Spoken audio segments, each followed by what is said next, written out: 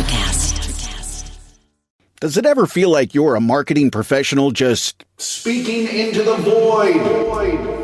But with LinkedIn ads, you can know you're reaching the right decision makers, a network of 130 million of them, in fact. You can even target buyers by job title, industry, company, seniority, skills, and did I say job title? See how you can avoid the void and reach the right buyers with LinkedIn ads. Spend $250 on your first campaign and get a free $250 credit for the next one. Get started at linkedin.com/campaign. Terms and conditions apply.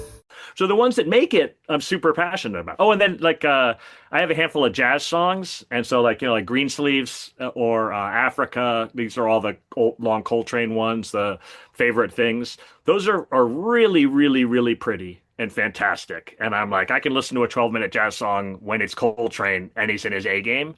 But then you're just one notch below that, and 4 minutes in, I'm like, what are we doing, fellas? Come on, people. Tempo. Like, let's move on. 50 years of music with 50-year-old white guys.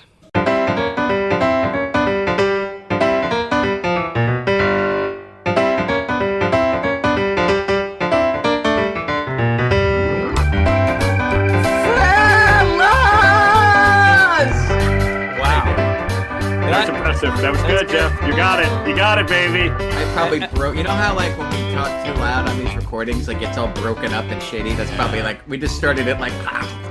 So sorry, everybody. At what point does your homage become a mockery? Oh, we're not even close to mockery. That's just that was pale imitation. That was just me hoping to be 1/8 as cool. Now I'm all self-conscious. Let's try that again. It's great. Fellas. Or like Ben. Hey, fellas. Yeah. Welcome to 50 Years of Music with 50-year-old white guys, everybody, on the Electrocast Podcast Network. Available here for all your podcasting needs. If this one doesn't fill your entire schedule and life with joy. We are back. I want to start by saying I broke my own rule and listened back to a chunk of the sax solos podcast. And not to toot our own horns, do you see what I did there? Sax solos.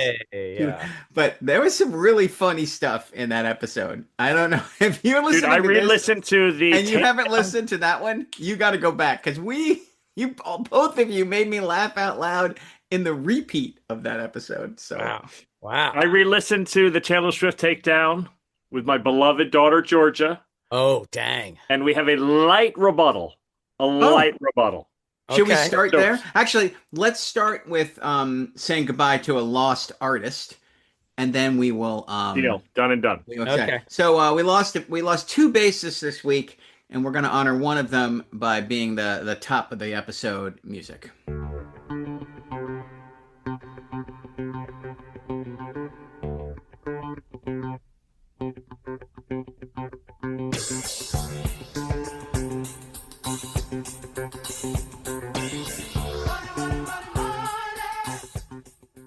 So good. Ben, you wanna let people know who we're listening to and why? You do the bass part. Well, that's one of the most famous bass lines in the history of music, probably. Oh yeah, right? totally. And it was done by our man Anthony Jackson, who passed away this week. He was a session musician, known for pioneering the 6-string bass, but we're not going to hold that against him. I'm really not. Oh, come on, you got to love that. Bass. But he passed away from Parkinson's disease. He played with the OJs, who that was what you were just listening to. Steely Dan, Shaka Khan. It's a Michael Jackson. list. He's the bassist on those records. Like he is crazy. Also on Michael Jackson stuff and Madonna. He plays on a bunch of Madonna songs. And Sheena Easton. He's a Sheena Easton guy also, as I learned. Nice. That's great. The guy from Limp obituary... Bizkit also died this week, and I just want to say, for those people who knew, if anybody out there knew that guy, I'm really saying he died at 48. The New York Times obit of the bassist guy is an unbelievably great obit. It's so fantastic. The Money for the Love of Money session, he is recommended to it by the producer, who calls, and I can't remember the name of there's a famous bassist that was his mentor. They call that guy. He's like, no, I can't come, but it's 20-year-old kid. Listen to him. You like him. You like him. Wow. He comes in, he sets up, he puts his bass on a wah-wah, and they're like, "What are you doing?" And he's like, just wait. And it comes in the dum, dum, dum, dum, with that sound, which has never been recorded before. And they were like, "That's a top 10 single. Thank you." So good.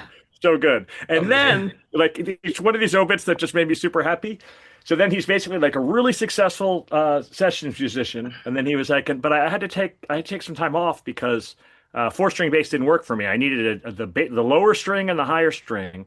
And so I took 10 years off just designing six-string basses and trying to get them made. It's like I basically bankrupted myself. I was like borderline homeless by the time I invented one that I actually liked. So good. Jesus. Amazing. So many people, like successful people, are just OCD, well channeled. Basically, it's like somehow this guy managed to make a living doing that. It's like the parents that are sending their kids to the AI only 2.5 hour a day alpha schools. Like they're the same kind of like focus, focus, focus. So we'll see if they're churning out the next geniuses or if they're just churning out people that we're going to have to take care of when they're 25. So It remains to be they're seen. turning in their AI assignments to their AI teachers. Oh yeah, you got to read that. New York Magazine Good. has a great article Good. today about what will replace us, and it made me very very sad. So, in addition to saying goodbye to Mr. Jackson, you have a mild Taylor Swift rebuttal. I do. will admit, I came pretty hot. I came pretty hard against that record. I was mad, but I'm probably less mad now that it's been a month. But Before I played it to Georgia, I was really super rough. Jeff came in and he had like 5 different songs. It sounded just like other songs on the record.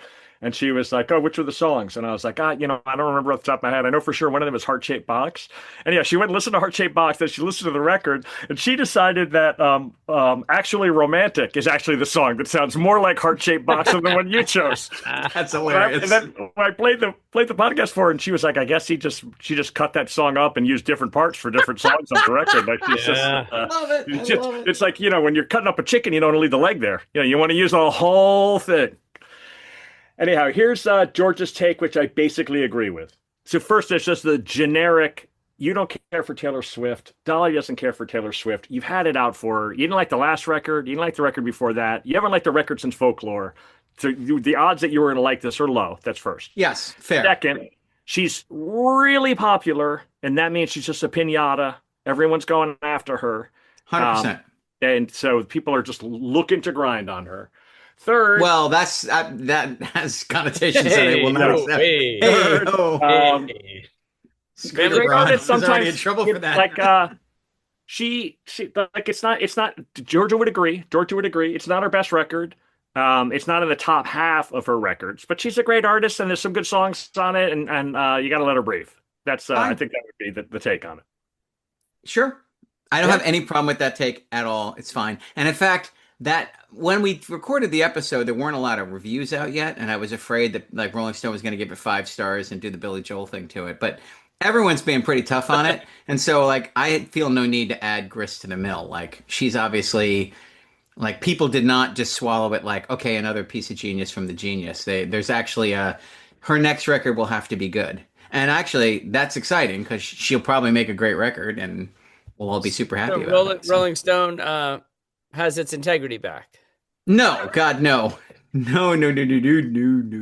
It's actually, I can't even believe Rolling Stone is still trying to, I believe they still call themselves a magazine. I'm not sure what the word is for what they are, but it's not that. Yeah, thus they're basically. I experience them as a listicle. I only go and there's like top 50 of something, and then actually, dude, every year I go and read their top 50 albums of the year and their songs of the year. And you know what? It's not a magazine; it's a pop-up factory. It's You're like number 50. Oh, this is interesting. Scroll to 49. Pop, pop, pop, pop, pop, pop.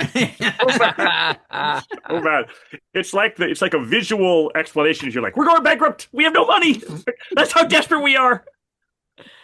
That's great. Oh my God, it's so funny. And speaking of new music, Tim, you've been out and about seeing live music again. Yeah, you know what? I remember being in Vegas and gosh, who's in town? The Mighty Mighty Boss Tones. And I'm like, you know what? I'm tired. I'm not going to go. And then I said, gosh darn it, Tim Plain, if you don't go, who will? If you're not young enough and spry enough to get out there and rock with the kids, then what the heck are we doing? So I went to the Mighty Mighty Boss Tones, and this past Saturday, I went to see a band that was in town.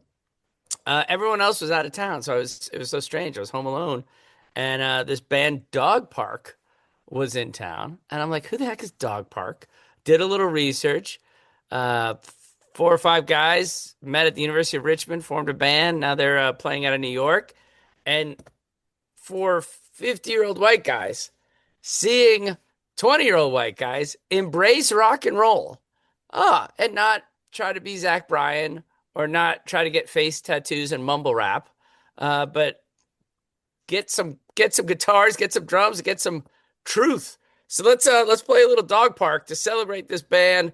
They're out on tour, so if you get a chance to see them, check them out. And we're gonna go with "Now It's Over," Jeff Simons.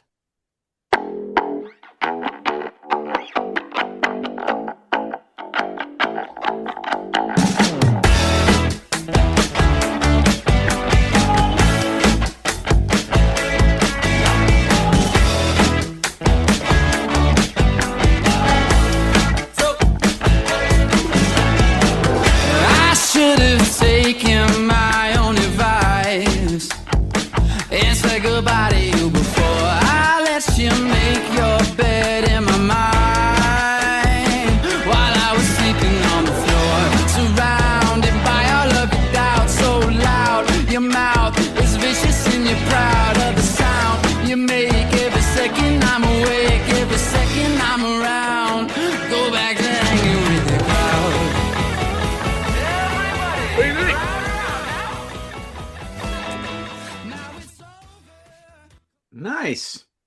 Fun stuff. I like that. Yeah. Me too. I mean, what is he, 22 years old, that kid? How was the show? Were they good? They are really, really good. Really good live show. A lot of energy, a lot of action. A lead singer who is very, very conscious not only of his bandmates, but of the crowd in front of him. Yeah, it was great. And no full-length record yet. No, one full-length no. Wow, they haven't even put an album out yet. Yep. Nice.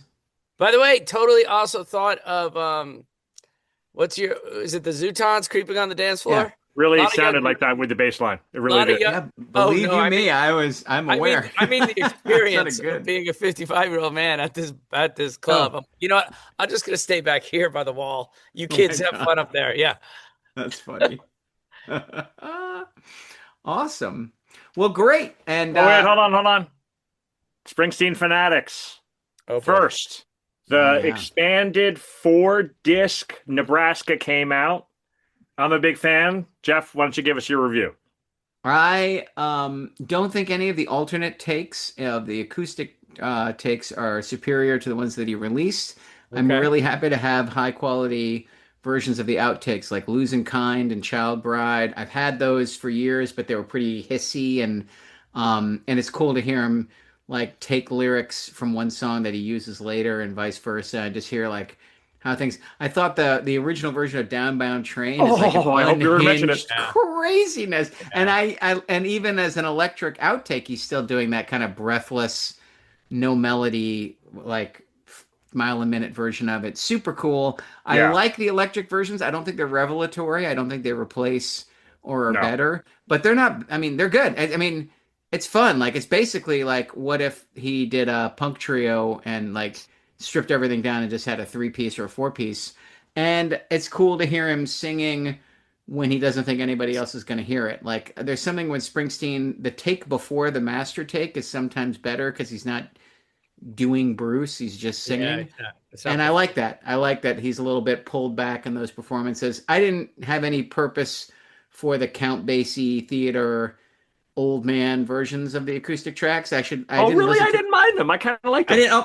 Didn't mind them, but like, it's like hearing like, what if the record was performed? I mean, there really aren't very many differences that I could ascertain. Yeah, right. I'll admit I didn't listen very carefully to that disc. And then they didn't touch the sound of the original, and I super appreciate that. Like, they didn't try to like EQ it or fix the lo-fi. They just left it as is, which I think that's a main plot point of the movie. Oh, is that right? Oh, yeah, totally. So I went and saw the movie. Yeah, tell us. And I'll give you the thumbnail review. So first, it's a super interesting choice. Springsteen's hands are all over it. Like, he chose the guy who stars as himself. He's an EP on it. It's his project. It's super interesting that he chooses this part of his life to highlight. And the standard bio. He actually has this part of his life is a perfect standard biopic, which is Hmm. he comes off the tour for the River. He's got a top 10 record, top 10 single, and so that's the high point. Begins at a high point. Then he falls into a terrible depression. Records Nebraska. That's the middle of the movie, and then the end of the movie is he releases Born in the USA.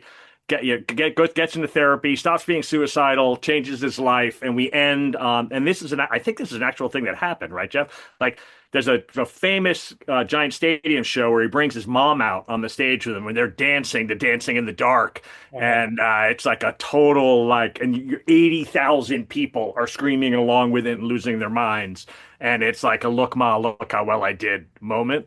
That's not the movie we get at all. Like the last 2 minutes left in the movie, he goes to therapy, and then there's a weird scene where he's doing a big show for Born in the USA, and he talks to his dad and kind of sort of forgives him, and that's the end of the movie. The 2 hours of the movie, like an hour and 55 minutes of the movie, is just him sitting super bummed out, really sad, really really sad. In fact, people were like, "Is Jeremy Allen White like? Is it a good performance?" And I was like, "It's actually kind of hard to say." Like when you give this like complete, and it's not his fault. This is script, but I mean, it's a complete one note performance all the way through. Huh. It's like he's just like I'm getting my teeth worked on. He's just Wow. really sad all the way through it. Um, and there was a couple of things as big Springsteen fans that kind of bugged me a little bit. First, they kind of present it as if the record is like this byproduct, this inexplicable byproduct of depression. And the fact that he wanted to release without a band and he didn't want the sound fixed and then he wanted this fucked up thing to come out was like basically because he was like so the wrong headspace. Oh, And I this is that's a a mistake. masterpiece. Like you don't like you're not presenting this material correctly. Like Right, this was right. it wasn't, I mean, whether it came from his depression or not, Bruce can tell us that. I have no idea. But I can tell you in the discography, it's like a hard left turn. It's an FU to FM radio. I'm an artist. I am an artist, and this is my statement on it. And they did not, I was sad that they didn't present it that way. Because to me, like, it's a triumph. Nebraska's a triumph. Like I that thought it record was is going to so be like that. That's what I thought the movie was about him saying, "No, I'm not going to do what the record company wants. I'm going to do this instead." And yeah, this celebrated moment of art. And It's it's not. It's not really. At least my reading of it was not that. I mean, there's more portions of the movie where it's like him when he was 7, his dad yelling at him, than uh-huh. when he's like, I'm a real artist. I'm doing a real artist thing, Okay. and that did bum me out. Um, and then like they didn't like the record. They featured some of it, but like they don't even play Johnny 99. I was like, what's going on here? Like, come on, you gotta Wow. help us out. So yeah, I did like it. But I mean, it's not going to be a big hit, and it's a squirrely choice for Springsteen biopic. Basically, I think he's decided. He's like, my legacy besides the music is going to be telling people directly about my depression. I want people to get Yeah, into I guess it deal is. with their Yeah. depression. Okay. And on the one hand, I'm like, I'm not anti that. Like, I'm Right, glad right. that he's doing that. But it's also like, I hate to see it overwhelm the rest of his legacy. You know what I mean? Like, I hate to see it shouldn't overwhelm the music for sure. It's funny, like I would be much more interested in the biopic that ends with him finishing Born to Run. Like that's the moment and like I would love to see, like Springsteen's 16 to 26, right? Like escaping New Jersey, like all those Oh, dude, bar bands, the I would love, difficult first record. Like that Go to part because all the California. art direction you could do, like I mean I just like dude, you that could have a great Springsteen movie that ends with the CBS demo, those 4 yeah, songs. That ends with him coming in with his acoustic, and they just like they should just roll the tape and yeah. let him play. Yeah, no, dude, there's a dozen Springsteen things that would be at least as interesting or better, and especially if you widen out the aperture. The other thing is they present it as if it's like this weird moment of depression, and I'm like, did you listen to sides 3 and 4 of The River? Like, hold on, I've been depressed for a minute. And then the record before The River is Yeah, called Darkness on the darkness. Edge of Yeah. Town. Yeah. Like And he's been in a yeah, full-blown depression since Born to Run, Yeah. basically. Like yeah. he hasn't been able to deal with fame since Born to Run, and sort of pitch it as if it's like he Smooth couldn't thing. handle having Hungry Heart be a hit. I'm like that. I promise you, that was not the issue. No, Like Yeah. definitely he had not. been Right. going through it. Right. Huh. Yeah, that's a really good point. Is John Landau presented as the angel that saves him? Because that really will irritate me a lot if that's So his I part. assume Landau's also heavily involved in the script and in it. One thing that's is funny about it is Jeremy Strong's performance is so nasal and annoying that even though John Landau is super nice to Springsteen and does everything Springsteen wants, he comes off. I'm like, oh, I like less of this guy. Like shuffle, get rid of him. Like it's really hard to watch, dude. It's so hard to watch that I went back and tried to find video of John Landau speaking during that time frame to see if that's what he actually sounded like, because it's such an like totally affected imitation. Oh, wow. I mean, that Jeremy Strong guy is a real method actor, so I assume it to be true that that's what John Landau sounds like. But that's a tough get for our guy John Landau. Hard. Oh, Jeez, that really is. That's like Jerry West's portrayal in Winning Time. Oh, Right? dude, not quite that bad. Yeah. It's just like a sweaty lunatic. At least Landau's Person all the nice. time. Like Landau's just, and dude, I think that the record supports this. Like my understanding of the Del Fuego's book that underlies this, and of Springsteen's own autobiographies, he credits Landau with sending him to therapy, and also Yep. would try to talk him through it before therapy. oh, great. Yeah, that's true. I don't disagree with that. And I mean, like, what would I be without the two of you, right? Like, that's Landau is his guy. So, well, that's great. Thanks for the takedown there. It's a big week in Jeff's world there. This Friday, two huge box sets come out, which I'll be devouring. One is this Bob Dylan bootleg series that covers 1956 to 1963. So it's all the outtakes from the first three records and all like the folk singer choice like radio broadcasts, and it ends with a full concert at Carnegie Hall. Hey, dude, And then- what's from 1956? Is that like when he's 16 on a home tape, Yeah. or what the hell is that? No, they went to a In Minnesota. mall and recorded a rock and roll song with his three high school friends on like one of those record yourselves. Have for you heard it $1. before? What's it sound No, like? no one's ever heard it. It's like That's fantastic. Oh my God. Okay. I hope So I'm that's excited about really that. bad. Oh, sure, it's terrible. And then the Who are putting out like a 7,000 CD box set of Who Are You, which does not deserve it, but I'm all here for it. Like, let me hear every terrible outtake they've ever done. But it has a bunch of live stuff, which I will love, and I will report back what you can skip and if there's That's anything awesome. anything worth hearing. So. Wow.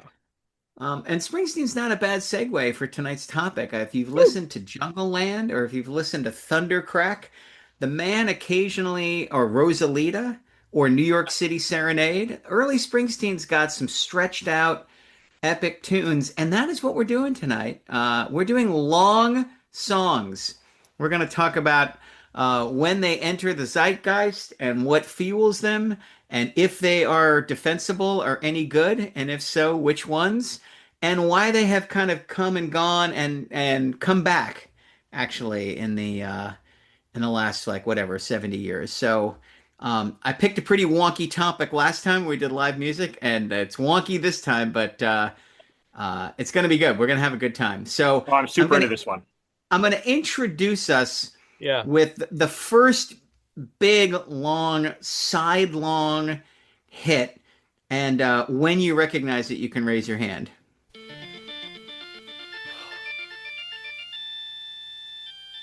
Listen how much that hurts. This is Inagata Davida, right? Yes. Can you name the band? Iron Butterfly. That is correct. Wow. So that goes on punishingly for 17 minutes and 4 seconds. No, That song is so not. completely unacceptable, so brutal. God. It's brutal. So it's on their record, Inagata Davida, and it's all of side 2. Hey, man, what year is that? What year is it released? 1968. And I will give you $1 million if you can name any other song from that record without Oh, no cheating. way. No Right. way. By the way, I Side have a one question is- for you guys. And actually, Tim, before I spoil, Yeah. do you know what Inagata Davida means? Vita's life in a gut. No, I don't. Okay, hold on. Oh, Jeff, you know what it is, right? In the Garden of Eden is what That's they're something actually... that I learned like 5 years ago. I know that song, and I was hoping, Tim, that you would be like, I'm 0 years old when I learned that. Like, I learned that today. When yeah, he's I like, learned that right now. Inagata Davida, baby. He's like in the Garden of Eden. Wait, am I supposed to be familiar with that song? You've Yes. never heard that song? I, I usually don't try to pay attention to 17-minute long songs. Yeah, but come on, you grew up in Massachusetts. Like that song was definitely on like Okay, heavy maybe. airplay. Yeah. That's a YSP Those like those are the classic. guys when I heard that on boom boxes, those are the guys I steered away from, Jeff. No, no, no, no, no. Those That's that's true. You were trouble over definitely there. more of a new romantic popped Yeah, collar, but like that's I just right. can't believe like in the 70s you could get away from that song. Like and it used to be like when you listen to like the top 500 of all time, it was way up there for a while. Yeah, Like totally. people treated it Really? like it was like this Oh yeah. big epic jam and it was great. And I chose it because it reveals the problem with the long song. That like if you're gonna demand more than 10 minutes of our time, you have to have something. Oh And it yeah. just can't be D minor for 17 minutes where everybody takes a turn, right? I mean, that's like, unless it is something really transcendent, unless you're really doing something extra special. So So, basically, oh, you go, Tim. well, I was gonna say, rarely do I bring my wife's comments onto the floor here, but the robot lady when she's like, "What are you guys doing?" I'm like, long songs. She's like, "Long songs?" I'm like, "Yeah, yeah, long songs. Like, the best long songs." She's like, "So what are you gonna do? You're gonna play something and be like, oh, that was long." I'm like, "Yeah, It's like that book, Vegan After Six. Like, that's a yeah, short book. Well, let's talk first about you guys are both basically anti long songs in general. we are." You don't like them very much. And yet we have a passion for a few. Yeah, totally. But So Yeah, but so like, actually, let's start with Tim. Let's start with your Yeah. general abhorrence for the song that what like Yeah. and I like just said it should be like longer than 10 minutes, but like obviously Right. somewhere around 8 minutes we've gone past the traditional song structure into something else. So what turns you off when you look at a song and see it's long and you're like, oh God, here we go. So it could be my attention span. Or in the 70s, it could be the bands that had super long songs.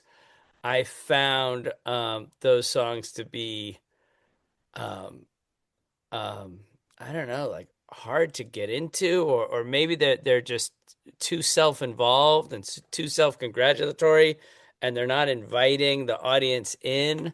So whether that, like, I texted you guys about Yes, whether that's Yes, but even Pink Floyd, oh uh, yeah, even some Zeppelin, I was just not, that was not my speed back in the day. And so, and it seems like now that I look back, it's Jethro Tull, it's Yes, it's Led Zeppelin, like Genesis. Like, what are these guys competing with each other, inspiring yes, each other? It's Unquestionably. and they it's are. it's Unquestionably. it's like I want no part of that circle jerk there. That's you guys go do your thing in Ah, there it is. England. By the I'm way, you not. remind me of the guy in line in Annie Hall. Like they're indulgent. He's an indulgent filmmaker. Keyword here is indulgent. So, So so perfect. Ben, you agree? You disagree? You have a more nuanced take? Yeah. So By the way, I first time someone has said circle jerk in the pod. I think we got to I think episode so. 200. I think it Yeah. was. the I went to Spotify and they'll let you sort by length. So No. I went to I have a mix that's I don't know 1610. How many songs are in it now? 1610 of my favorite songs, and it turns out there's 35 songs 9 minutes or longer.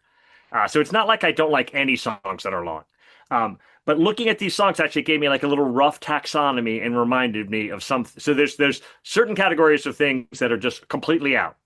So the jam band songs, I'm out, hard out. Like I don't like a 3 minute version of this song, and you're still playing, and it's 10 minutes. Preach. Like done. Preach. And then you're like, no, you don't understand because Fish, they're amazing musicians. And No. I'm like, fine, 35-second guitar solo. Let's move on along. Like we Yep. do not, I don't need to hear you do it for 2 minutes, 3 minutes. Not interested in that at all. So that's one category.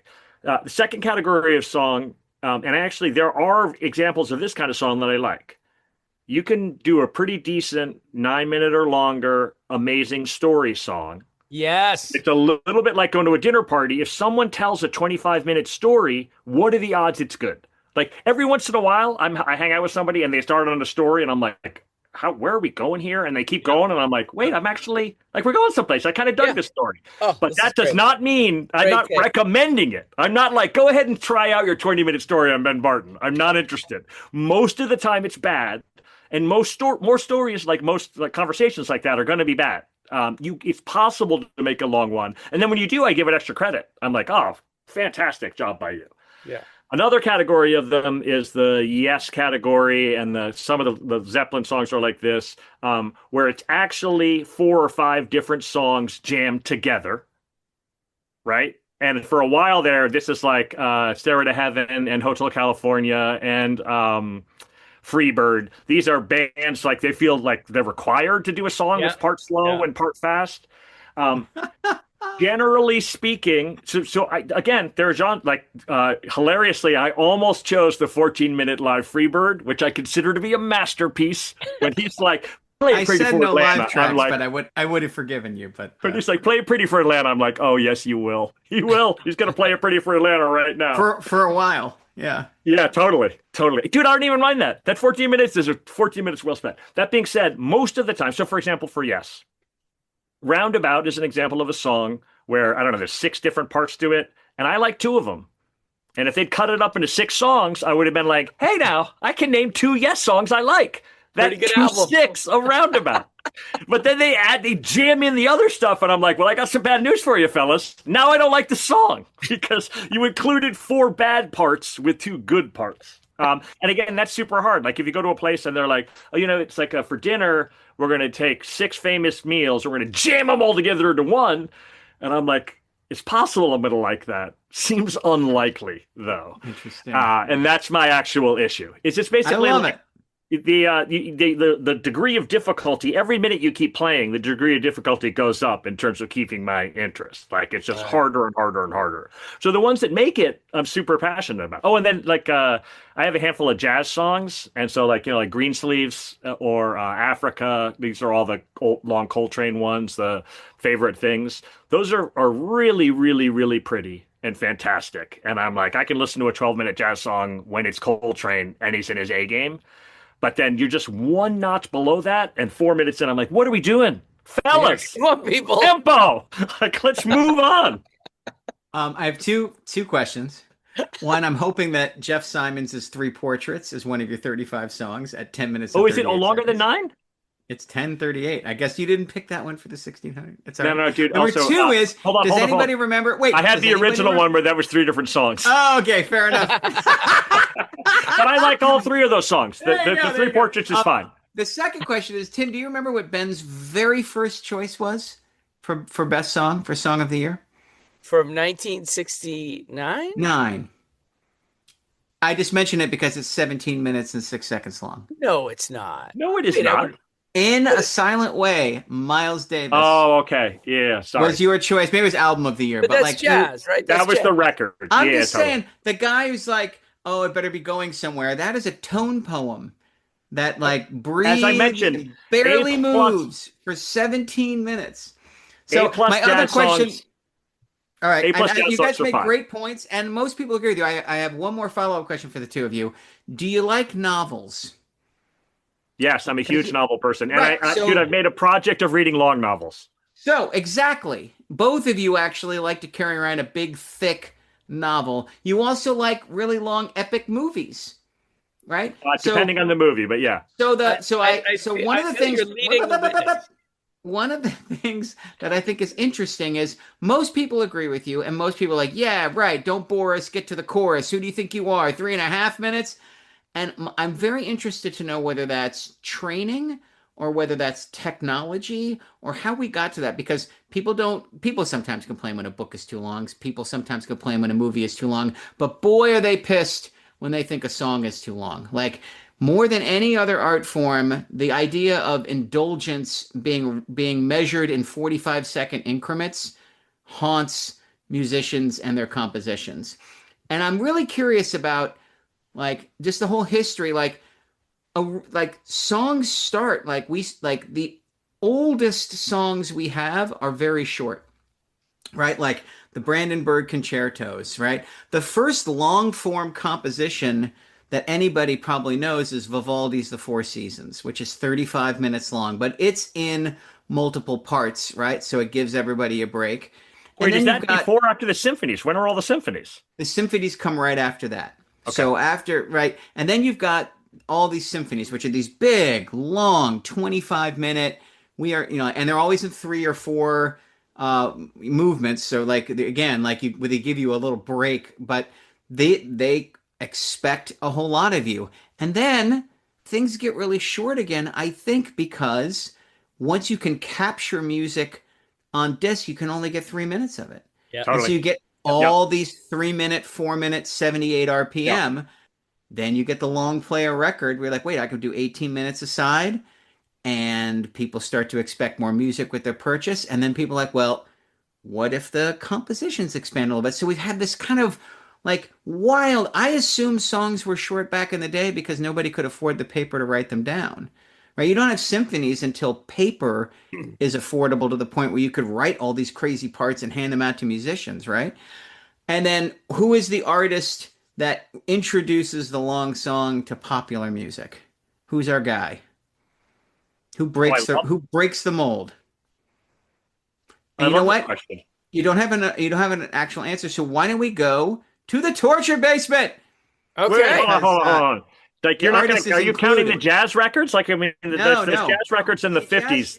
Jazz is a whole different thing, right? Like jazz starts with these little 2.5 minute 70. It's like Charlie Parker, like out, and then once things get longer, right? Then Miles, Mingus, Coltrane, Monk, all the big guys start stretching out, right? Particularly Coltrane and Miles, right? And I think Coltrane, that has an effect on with rock the length music. Of the solos. I do too. And then especially once Miles goes electric in the late 60s and starts like opening for rock bands and like just gets up there, does a 35-minute improvisation and steps off stage, and all these bands are like, oh, you could do that. And then you get the Grateful Dead and you get the Fillmore and you get this whole like movement of like, we don't know what's going to happen until it happens, which isn't a part of rock music before then. Can I say 2 more things? Yeah, sure. Before you do it? Okay. One is don't sleep on the technology aspect of it. You put your finger on it perfectly. It's like one of the reasons why a song is 3 minutes long is because that's how long they had. Yeah. That's literally what they could put out. So they're like, that's it. You're like, what about a 4-minute song? And they're like, that's a 3-minute song and a 1-minute song. Like, we do not have a 4-minute song.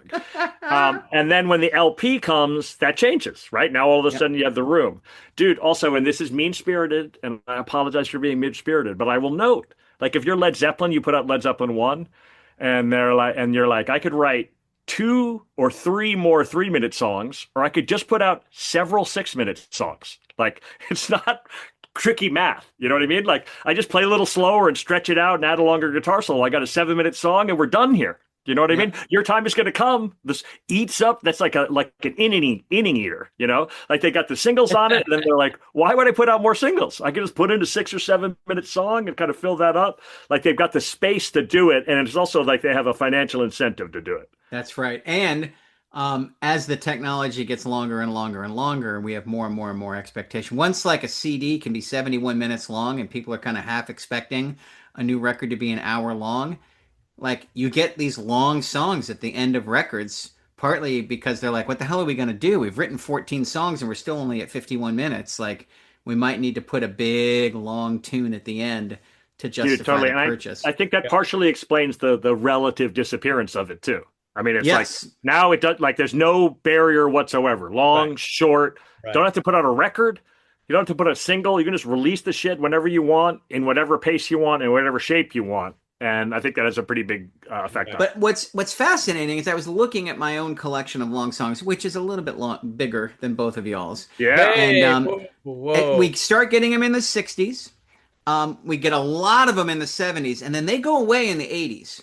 Like, it's really interesting. Like, the 1980s, this might be another reason why you guys don't like them, because they were not, like, when we were really consuming everything that came out, like, exhaustively, long songs were out of vogue. There are very few long songs from the 80s.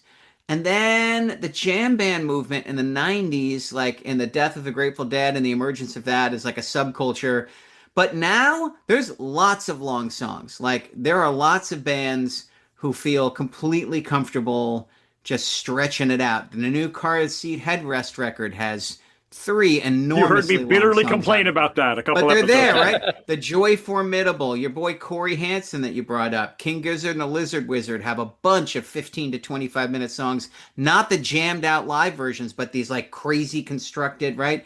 Goose has a bunch of 10-minute songs. Like there are bands now that are like part of their thing is we write these long, complicated, like even a guy like Michael Kuakana, like Cold Little Heart is 10 and a half Totally. minutes Yep. long. That's one of my right? 10-minute Like, songs. I love that one. so they're back. They're back and I think they're here to stay for all the reasons you just said is there are no technological impediments. You can release a 7-hour, like what was that band that released Sigur Rós released a 12.5 hour long song that you're supposed to sleep to?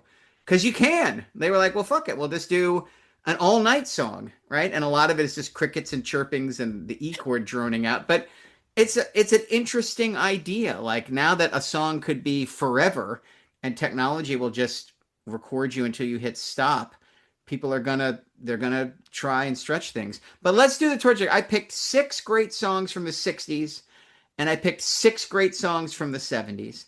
Okay. I think you will go at least 10 for 12. You By might the way, get I'm all really 12. worried about this. I'm super worried. But the first song is the guy who breaks the rule and introduces the possibility. In my opinion, like he's the guy who's like I'm busting out over 10 minutes multiple times, and you'll all be here for me. All right, you ready? Yep. All right, here we go.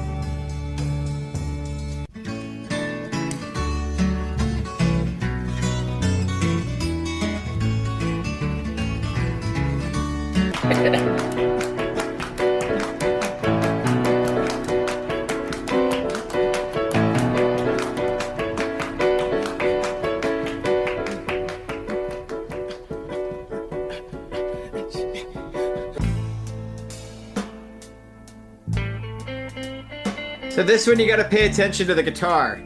This is a famous guitarist that you love guesting on another guy's song.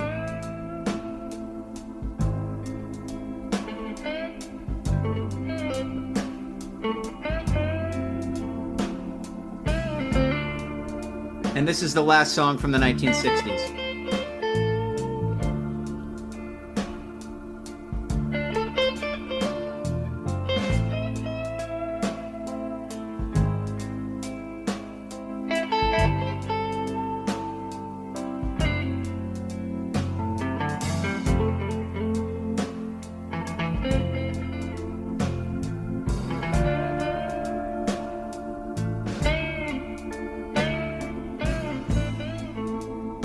By the way, this is one of Tim's beloved artists that he chose as Song of the Year.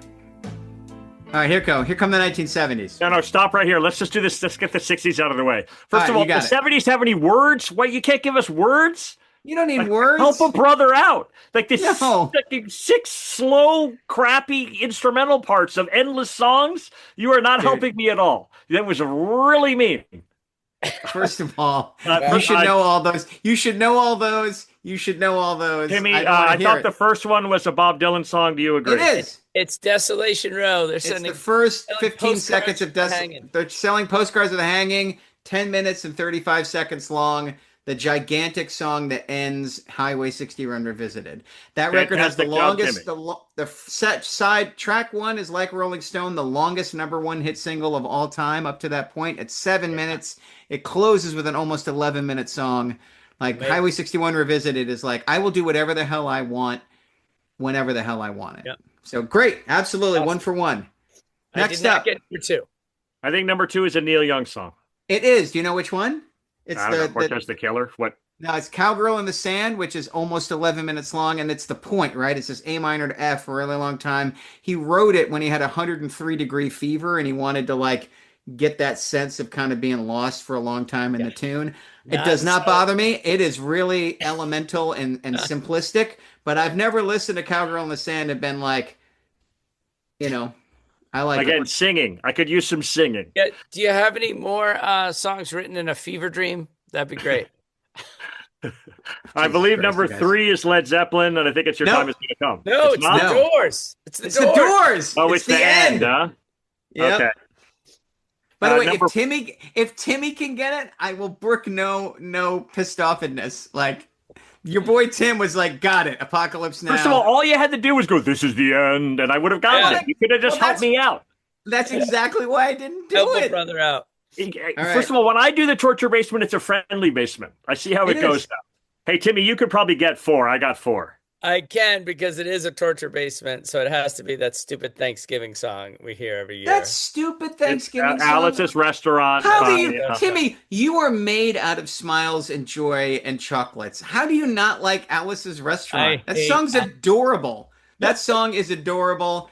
Every time I take out the trash, All I right. say, one pile is better than 2 little piles. Like every time, I love All right, that I will song. give it a listen next time. And It's then cute.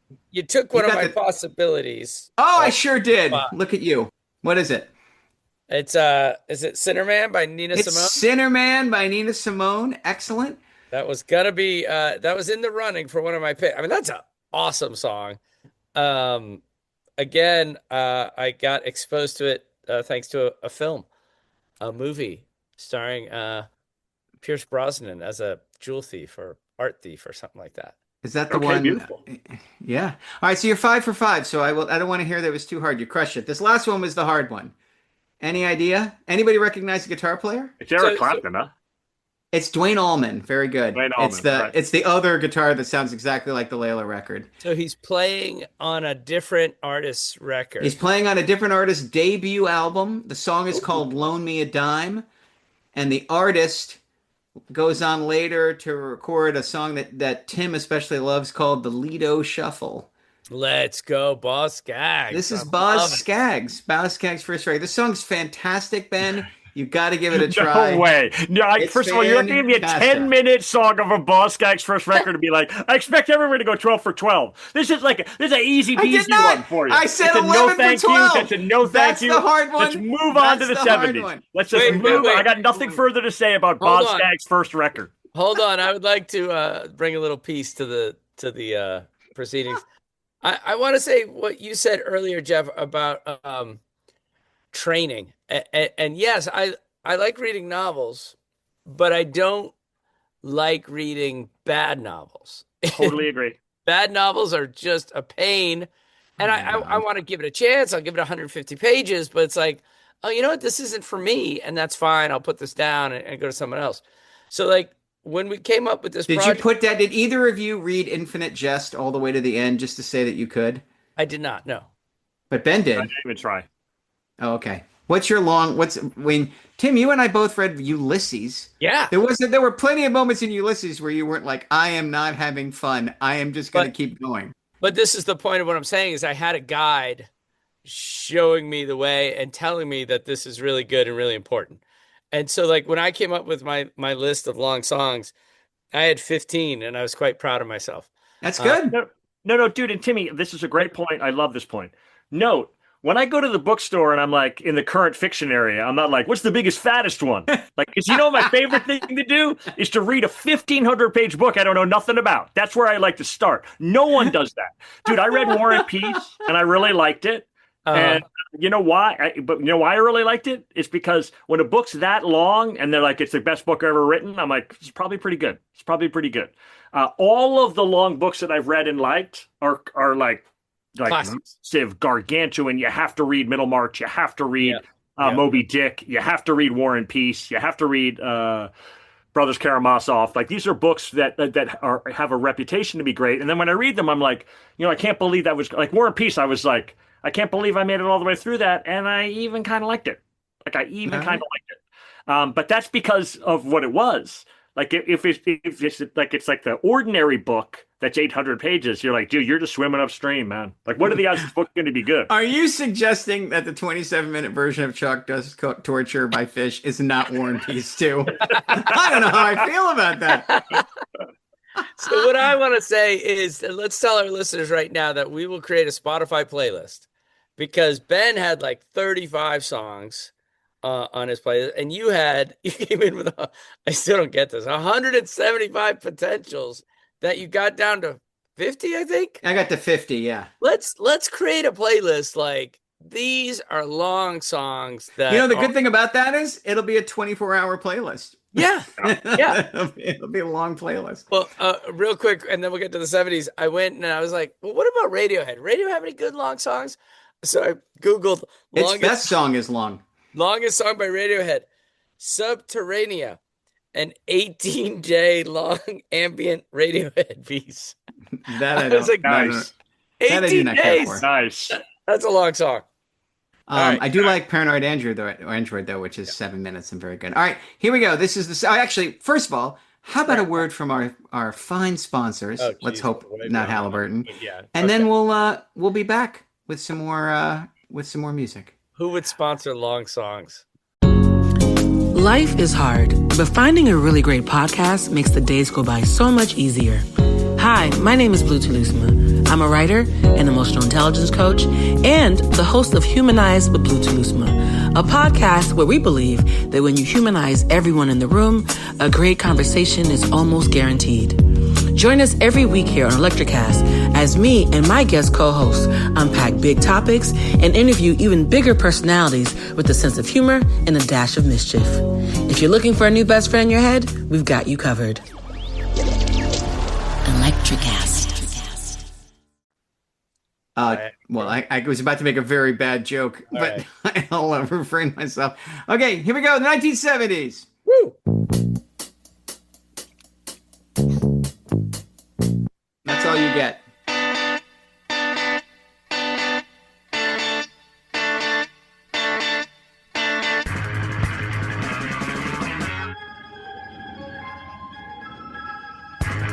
This was just to piss you both off.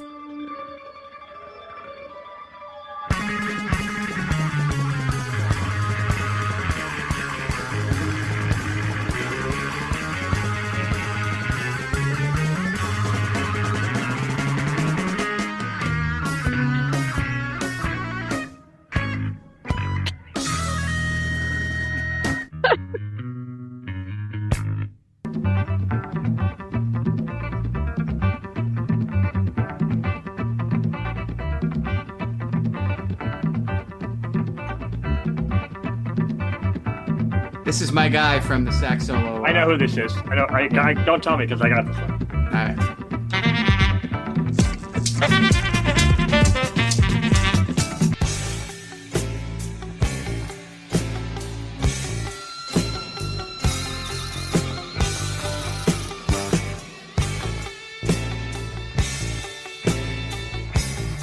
$1976. I was listening to Captain and Tennille.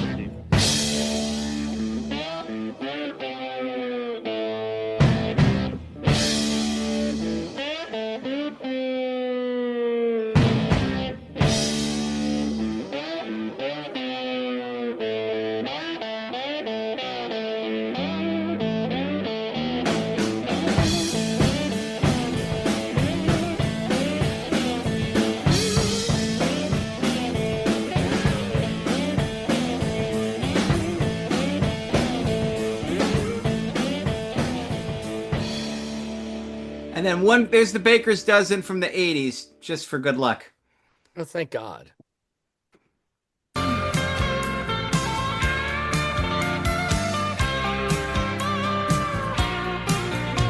Got that one.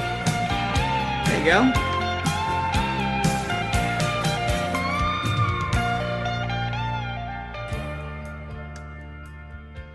Okay. Still no singing. India Kincannon is so mad at you, and I join her. Yeah. I join her. totally unacceptable. The singing makes it so easy. It makes it so easy. Does it? By the way, These you got songs all are of 10-minute songs. I have to remember a random part of a guitar solo in a 10-minute song. No, thank you. Okay, what's the first one? Papa was a Rolling Stone. Yes, Papa Was a Rolling Stone by The Very Temptation. nice. Great job. 11 and a half minutes. Second, I really That's liked Television. it, but I didn't know it. What is it? Television. Marquee It's Moon by Television, Television. Marquee Moon. Oh, I like Why that. are you being Good. so ornery? You guys got all these. You know all these. It's fantastic. Well, the Yeah. next one we might have trouble with. Number The 3. next one's Yes, and I'm going to guess it's Starship Trooper. Oh, that's a great guess. It's actually Heart of the Sunrise. Yes. Which is, okay, well, I was in the But neighborhood. they're all interchangeable. They're all like. I I should have saved my Captain and Tennille joke and guessed Captain and Tennille for that. That would have been great. That And one. what's next? It's the slow, that's Suffering dirgy and one. Smiling, Bum, Fela Kuti. bum. Oh, yeah, that's Zombie by Fela Kuti. Excellent. From Okay, great. 1977. That's the Afrobeat one. And then the next one is the slow, dirgy rock song. I had nothing. It's by the Thin White Duke. That's actually where the persona came from. This That's guy fine. That's David Bowie, but I don't know that song. David Bowie. It's Oh. called Station to Station. This is Oh, I the knew that. yeah. That's a hard no, thank you. Okay, I love that song. It gets all fast at the end. It's like it's 3 different songs. Hang stitched in together. there. Hang in there. Yeah. And then last in the 70s, Led Zeppelin, and that's As I Lay Dying, right? In My Time of Dying. In My Time As I Lay of Dying is William Faulkner. Yeah. But yeah. And then last from the 80s, 14 minutes and 27 seconds of. Oh, I don't know then. I thought the guitar sounded like Dire Straits. You were It 100% is Dire right. Straits. It I think is it's Dire Telegraph Straits. Road. Is it Telegraph Road? Telegraph Road. See, you guys are all bitchy and complaining, but you got I them can still all. remain You did bitchy. great. Hey, dude, just for the people out there who like music, you missed the 2 most popular really long songs. Well, I thought I would stay out of the way in case people like. Here's 2 picking songs that I them. think are really, really popular long songs. Paradise by the Dashboard Light Yes, by Meatloaf. Yep. and American Pie. And American Pie is not quite 10 minutes, but yes, big, long. But those epic are song. 2 songs that like you could be at a party when we were in high school and they would come on and people, it wouldn't be a Neil scratch like what the hell is going on here? Like Yeah, if they put it's on that not Cowgirl crazy. song by Neil Young, everyone would have been like beating the hell out of whoever's working the Depends daytime. on what kind of party. If you're at a heroin party, everyone's like, "That's perfect." I'll leave it right there. Are there Yeah. other big hit I mean, obviously besides the Stairway to Heaven and those ones. Like what are Like the in most terms of, like- popular really long songs? Definitely Bohemian Rhapsody. Oh Yeah. yeah, totally. In Hotel California. Hotel California for sure. Freebird is definitely one of them. Layla is a big long 7.5 Oh minute yeah, that's a huge great hit. one. Whipping Post is really long. Oh, that one I can't imagine why people sit through. So is Jessica, the instrumental one. They're like Yeah. that one. Yeah, Won't yeah. Get Fooled Again is 9 minutes. Oh yeah, that's a great one. More Than a Feeling is almost 7 minutes long. Is it really? Oh, Yeah, dude, Jeff, among my 35 songs, the 3rd longest and the 8th longest are both Who songs. How about that? Can you name them? Or maybe you God, can name the record they came from. Under what song- circumstances am I listening to a 15.5 minute Who song? Oh, that's and a My 13 Generation. I can tell you if you give me the times, I'll tell you exactly. It's the live Okay, My Generation. from 1526 is My Generation from Live Live at at Leeds. Leeds. Yep. And then 1344. A Who song that's 1344. That's a quick one while he's away from. Oh Live at yeah, Leeds. from Yeah. Live at Leeds, right? And so Um, among the live version songs that jam a bunch of stuff together, like I don't even like a bunch of these Who songs. I can't describe how good My Generation is. It's just so off the hook good. yeah, it's sick. fantastic. It is sick. There's like a 35-second thing where he's like, I'm just going to do some Spanish flamenco finger picking for no reason. And Yeah. then he's like, and then 30 seconds later, you're like, and now enjoy a Black Sabbath song. Because he just I know, right? rolls into a Black Sabbath song for no reason. Oh, That's so man. great. So good. Other big long hits: Slow Ride by Foghat, Oh. Radar Love by Golden Well, Earring. how long is that? That's not that long. Almost 9 minutes. That Radar song is Love. fantastic. That's a great call.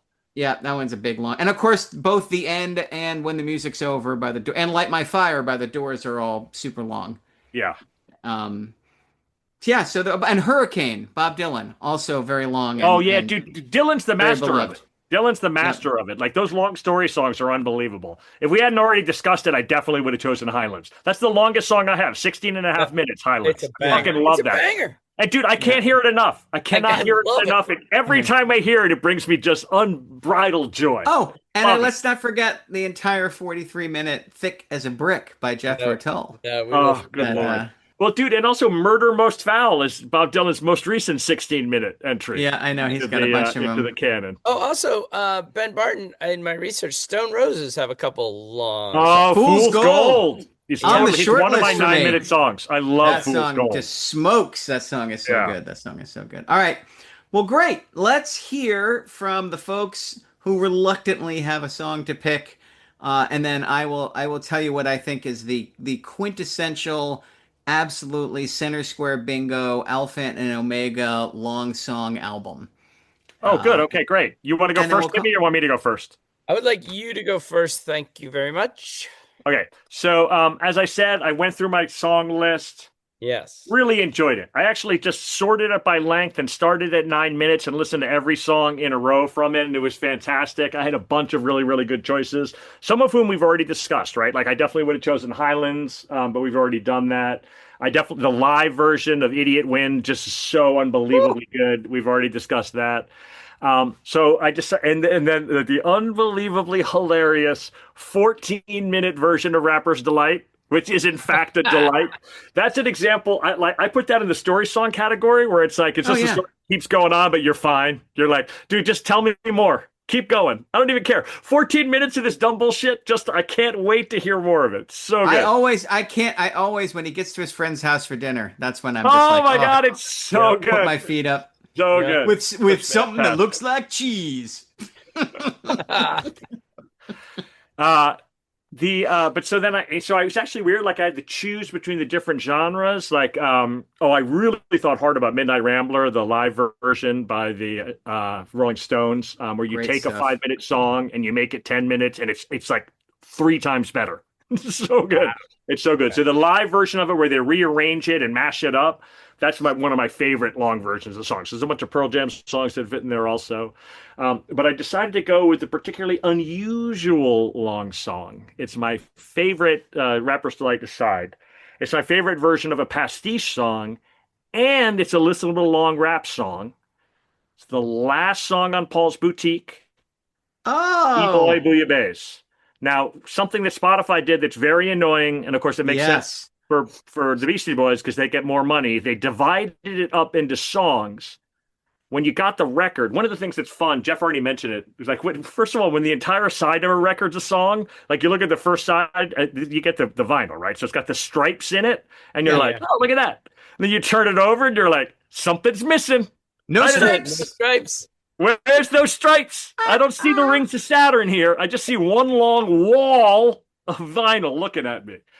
But dude, when you would get a long record like this, like the Paul's Boutique, you turned it over, and also like they sometimes on the inner part of the record they give you the time, but on the back of the record they didn't give you the times, right? There's the track listing.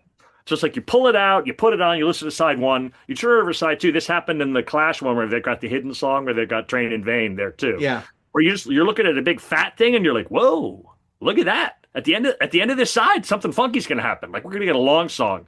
And for Paul's Boutique, it's 1, 2, 3, 4, 5, 6, 7, 8, 9 different tiny mini songs that they jam together into one song, bleeding like seamlessly in between them, even though they sound just completely different. They divided it up on Spotify, which is a bummer, but if you do listen to it in order, if you listen to the record in order, it sounds just absolutely perfect. For this project, what's great about it, though, Jeff, is you can start at Get on the Mic, the 16th track, and what we're going to do is we're going to do 15 seconds of 1, 2, 3, 4, 5 songs in a row, just so you can get a flavor for how different these songs are. Here we go. 1, 2. Right about now, I'd like to dedicate a song out to my main homie, Mike D. All right, okay. Ready? Yo. Get on the mic. Get on the mic. Just get on the mic. Get on the mic, Mike. Let's be real and go clap the issue. It's 4 a.m. I got the hustle for ale.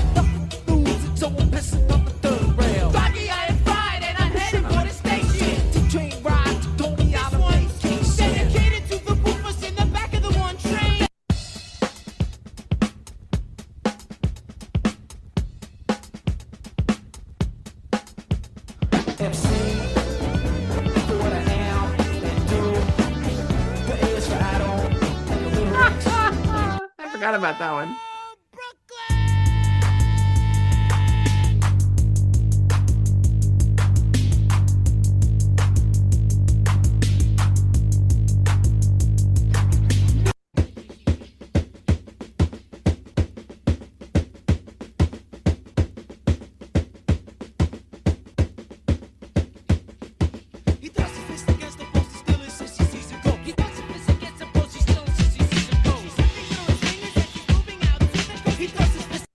Nice. Isn't it amazing? And it just goes on. It's just like these little weird snippets of things all jammed together. And when you heard it the first time and then you listen to it on repeated listens, the thing that's crazy about it is it actually coalesces. Yeah. Like it actually is like a movie base. You're like, oh, there's all this different crap going on all at the same time. But somehow at the end of it, you're like, oh, wow, that's a powerful artistic statement about what this entire record is about. Like it's like a little mini version of the record all jammed together into one thing where you saw, I mean, like different rhythms, different sounds, different things looping through it, but the project is the same. And there's like an actual, like a whole thing that you can get from it afterwards. I just absolutely love that one.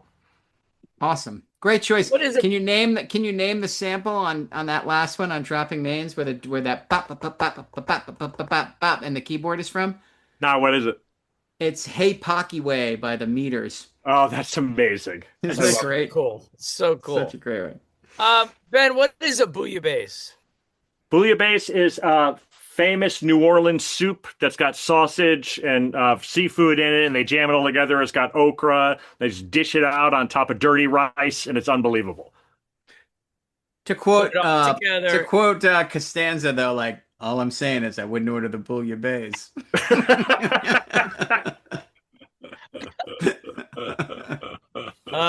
So good. So good. All right, I got to listen to that again because that was remarkable. All right, you're up. Yeah, let's go.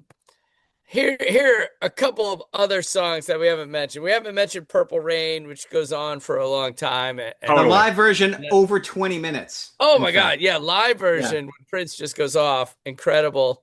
The Low Spark of High-Heeled Boys. That would be the one British circle jerk song I will allow in my life. That's got too long of a creepy synthesizer middle for me. Like that. I mean, like, and live, that song stretches like there's an 18-minute live version that's released, but there are unreleased versions that come closer to 30 minutes. Timmy, do you want to hear the 16-year-old Ben Barton review, which still stands today? Please. That song's got Clapton on it. I don't even hear him. Yeah, that's perfect. Which is how you felt. Nothing made you madder than Sting's Little Wing. Oh, totally. With Clapton on it. You were so mad. All right. We also, every one of my children wants me to pick All Too Well. Shout out to Taylor Swift. Yes. Terrific. Speaking of a story song that's worth it, she carries that. Every verse is worth it. Every verse is awesome, and I get choked up when Dad's like, "It's supposed to be different turning 21." You know, totally. Kills you. So, and then we talked about Vivaldi. We didn't really get into the history of folk in Ireland and England. Oh, now we've got our chance. And the ballad, and we really didn't get into Homer and the stories told in ancient Greece. I prefer my Homer sped up, like get to the point. Yeah. The underworld, dead dog. Let's get to the killing. Yeah, get to Charybdis already. But there's a Wilco song that is so cyclical. Like it doesn't change. Everything is the exact same every time Tweety goes and sings another verse of One Sunday Morning. For Jane Smiley's partner or something like that. And I think One Sunday Morning is just a remarkable song. I love it. But by golly, there's a band I think we haven't spoken about on this podcast. How many years has it been, gentlemen? It's been a minute. It's year 5, 6. It's been a while. And we haven't talked about The Alarm. Oh, Timmy, there's a 10-minute alarm song? Is that a thing? No, I'm definitely cheating. The judges fell asleep. It's under 10 minutes, but it is their longest song. It's a long song. It's a story song. And I a lot know. of these story songs are like the wreck of the Edmund Fitzgerald. They're kind of one note. They're kind of downers. It's a sad, sad story. Let me tell you about how this guy died. But let's go back to the Alarm and Spirit of 76, back when we were young. And I want you to go all the way Oh, to geez. 3:30 to hear this story from our friends in the Alarm. Coming up. No, yeah, minute 3:30. Yeah, starting there.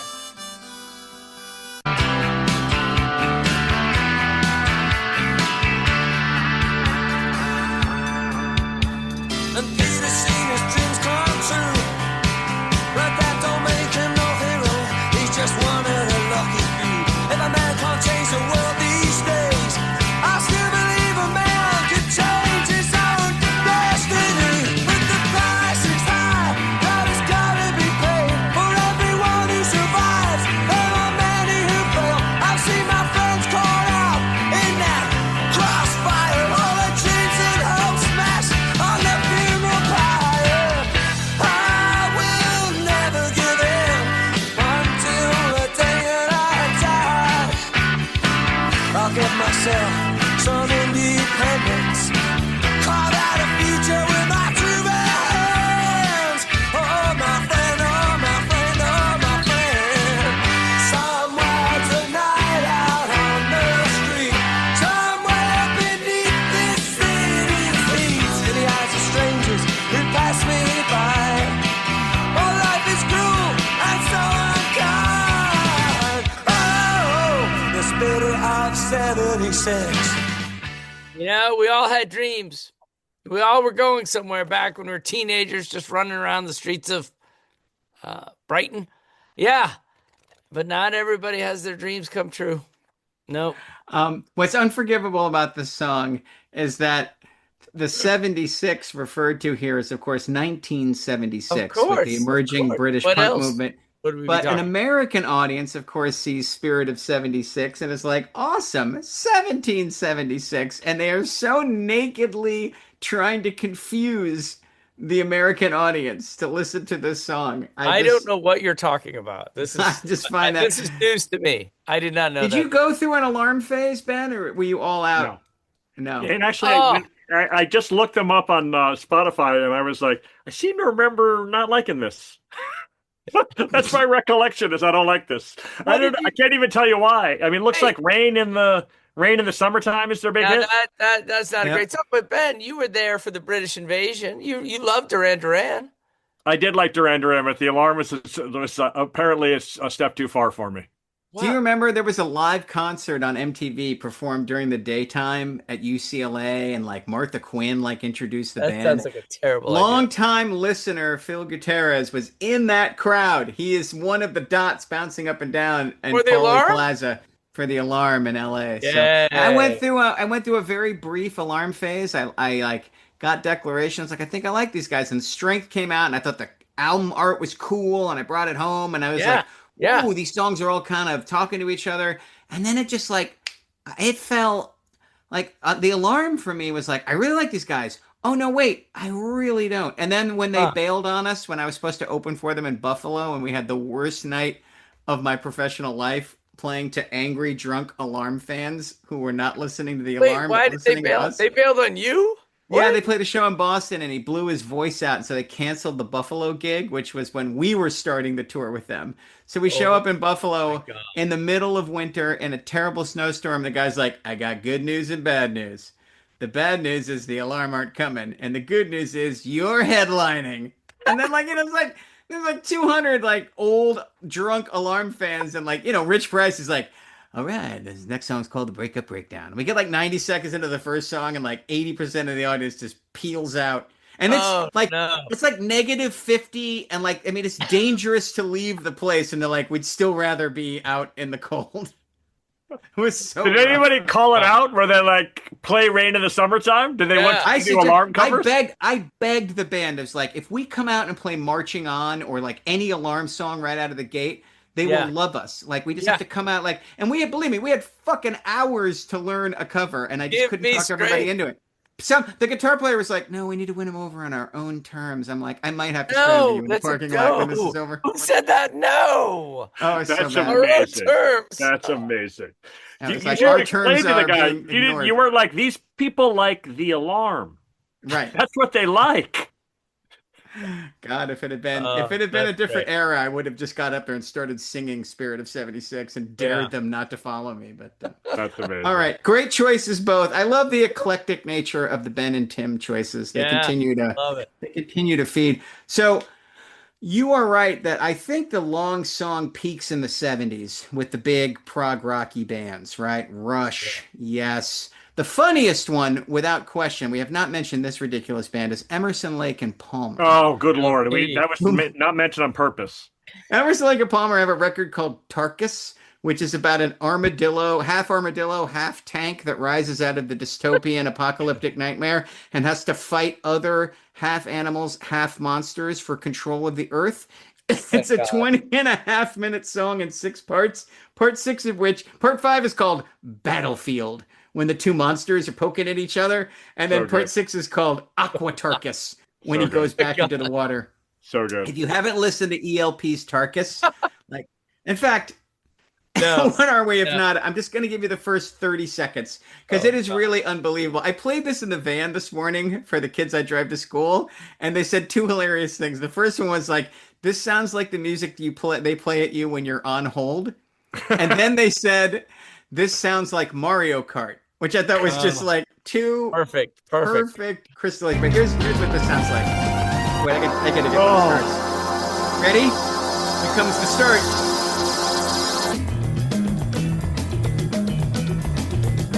It doesn't sound like the mole people from Spider-Man coming. I've actually heard this song.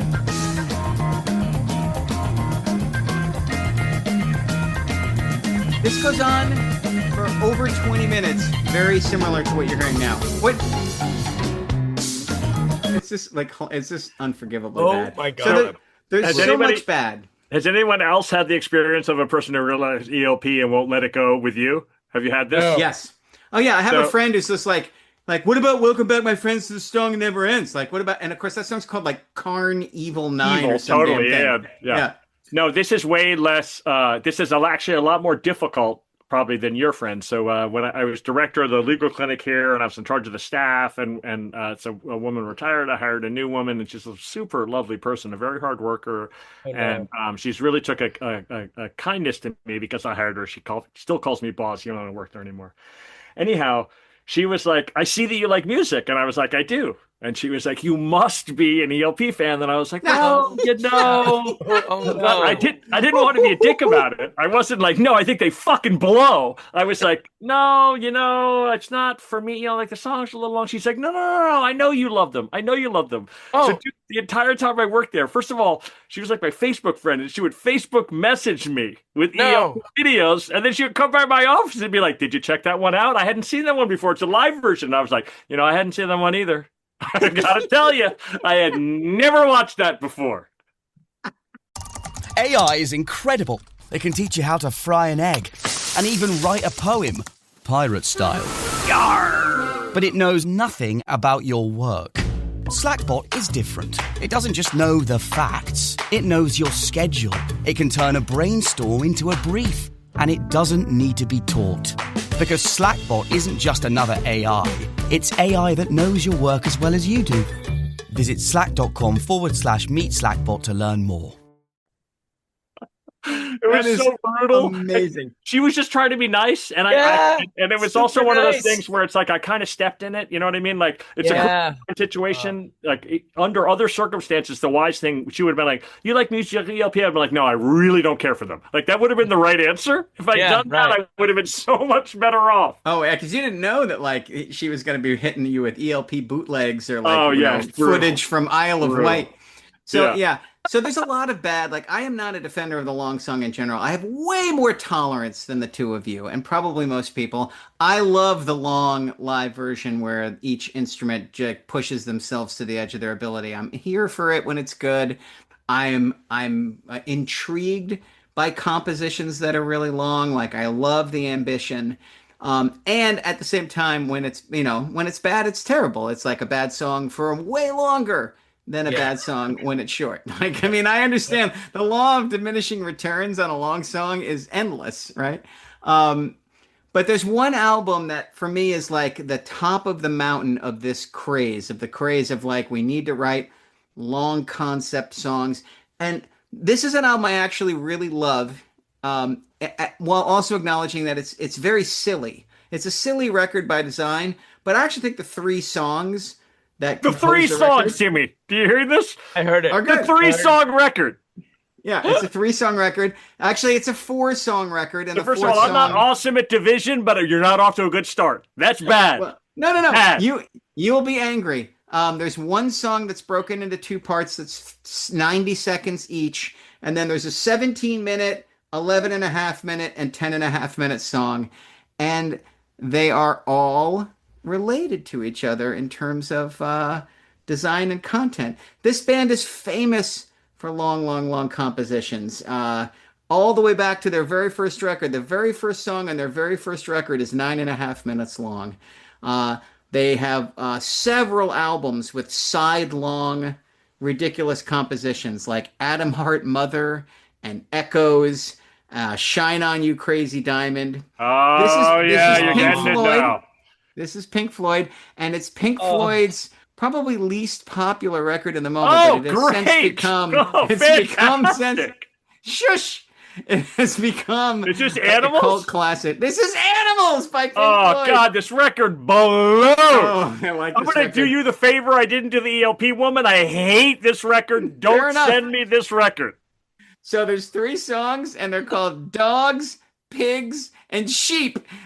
And what makes me laugh is now I imagine animals, like I imagine people playing Settlers of Catan with this record in the background, right? And every time somebody says, I need pigs or I need sheep, it gets queued up, right? It's like the walk-on music for Settlers of Catan players. This record is hilarious. I do not understand why I like it so much, but I have listened to this record so many times. It is my inner silent way. I'm going to just cue up a random part of Sheep for all of us to okay, enjoy. good. Sheep is the big hit. That's the one we should be looking for. That's the is toe the hit. tapper is Sheep. Here it comes.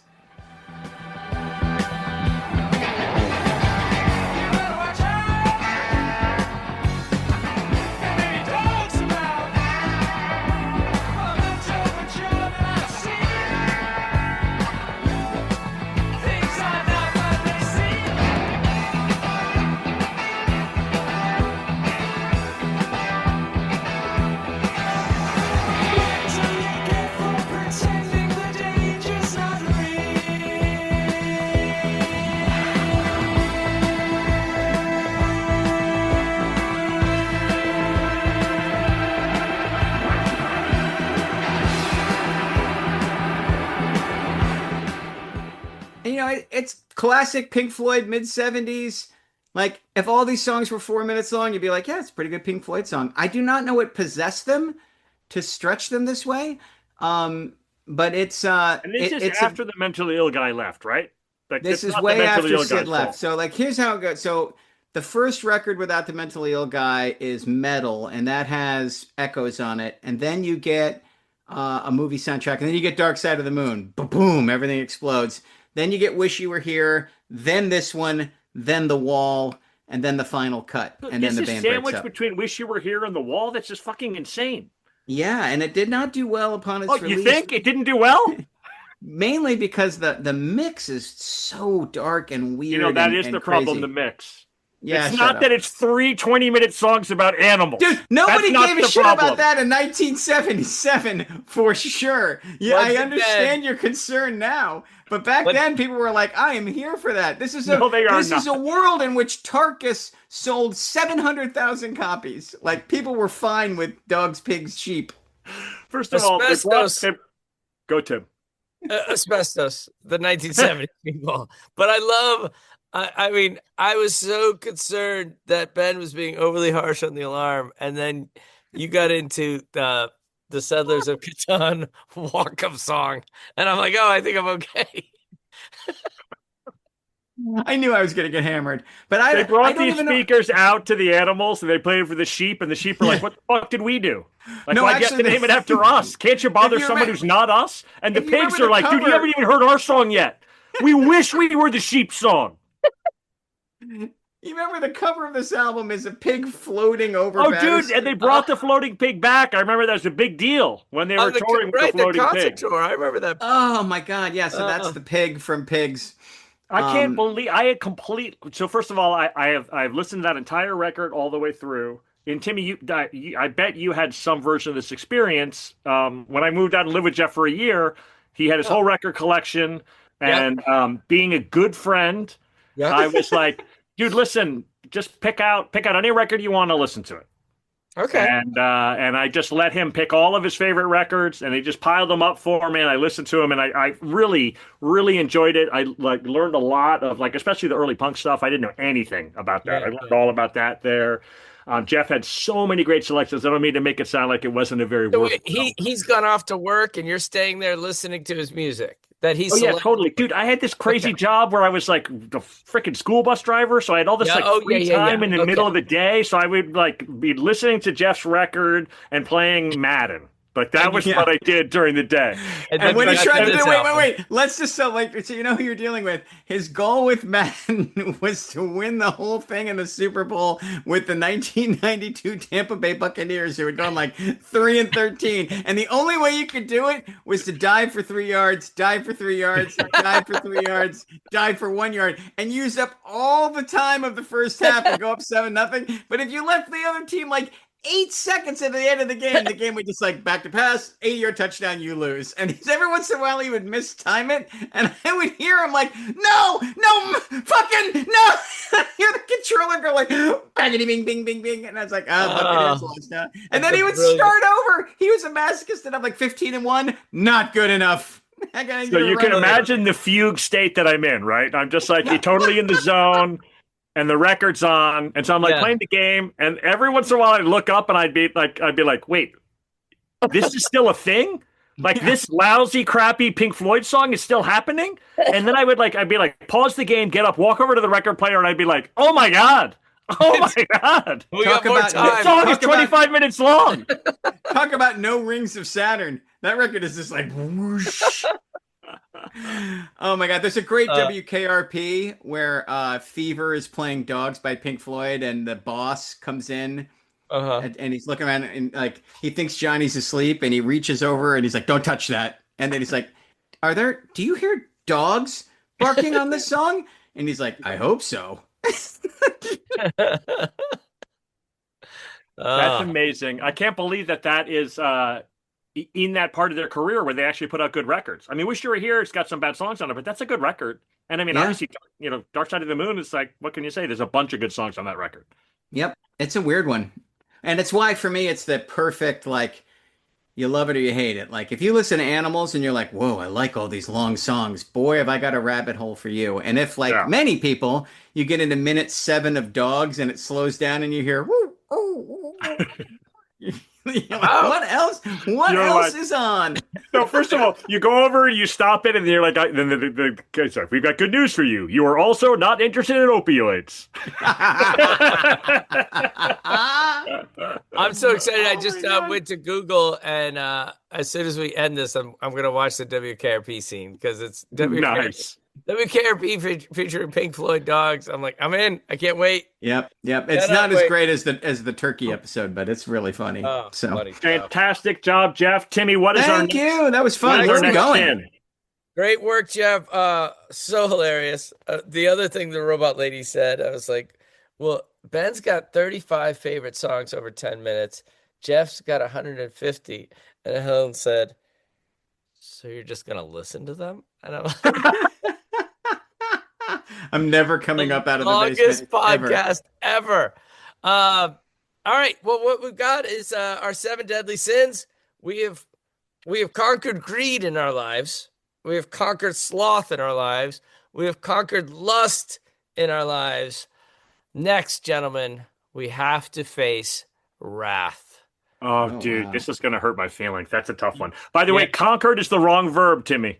Yeah, definitely. I discussed those things. I wish that I had conquered them. I wish that I was the absolute king of sloth this weekend. Like, I gave a literal sloth a run for its money. So, by the way, just as a closing thing, yes. How excited are we about our professional and collegiate sports teams that we root for? Like, the Patriots are crazy, Super ridiculously good, right? Yep. Navy football, still undefeated. Are they really? 7-0. Yeah, totally. Yes. What do they do? Do they just run the ball? No, we got a guy who can throw. Big game this weekend, though. 6-1, University of North Texas at North Texas. We're 6-point underdogs. But if we win that, we're 8-0 and ranked going into the Notre Dame game, which is just okay. Like, I'm busting. And my Golden State Warriors apparently are a good team. I cannot wait for this NBA season to start. Al Horford, Knicks Warriors final. I'm here for it. That would be the dream. Amazing. That would be amazing. Real quick, how are the Tennessee Volunteers playing? The offense is off the hook. Off 54 points against Kentucky. Our defense is like he brought that Central Florida defense with him. It's brutal. It's brutal. Yeah. Okay. There was just a short version of how bad we are. Kentucky threw a screen pass and it went for 70 yards. The guy just ran through while people kind of hurled themselves near him. It was like a middle school tackling game. Once again, your volunteer volleyball team is awesome. So, I'm going to go check it out. I'm going to do that. Yeah, I might drive over and check out a game. I'll call you if I do. All right. See, that's the kind of thing I'll not be there for. That makes me sad. That's great. We'll FaceTime you. All right, guys. Fair enough. Great time. Be well, my friends. See you soon. Adios. Well done, Jeff. Good job. Nice job. Thanks, guys. Bye-bye. Welcome to Transforming 45, the podcast that celebrates the incredible power of passionate voices. I'm your host, Lisa Boat. Join me in conversation with heart-led humans who share their deeply personal stories of transformation. Transforming 45 is here to uplift, connect, and remind you that it's never too late to write your next chapter. So get ready to be inspired, empowered, and transformed. Join me in this community where through powerful storytelling, we heal and reclaim our inherent magic.